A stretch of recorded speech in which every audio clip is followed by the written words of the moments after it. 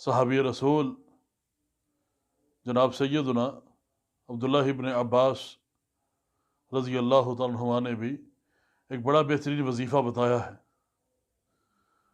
وہ سورہ حدید کی آیت ہے۔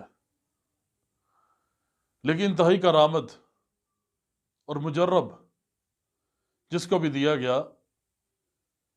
وہ پڑھنے کے ساتھ بہت زیادہ افاقہ حاصل ہوا۔ امام ابو داؤد علیہ رحمہ اپنی سنن کے اندر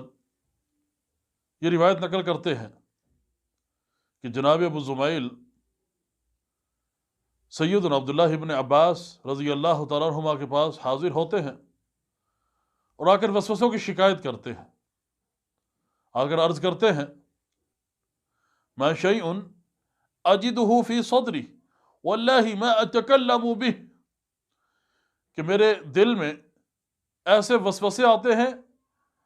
اللہ کی قسم میں اپنی زبان پر نہیں لا سکتا، آپ کو بتا نہیں سکتا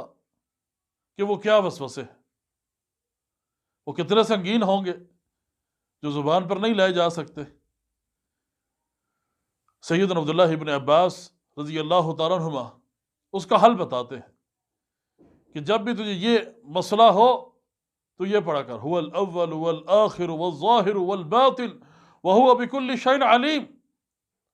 یعنی یہ وظیفہ بتاتے ہیں۔ ہم نے بہت سے ایسے ساتھیوں کو دیا جس مرض میں مبتلا تھے، اللہ سبحانہ و تعالیٰ کے فضل سے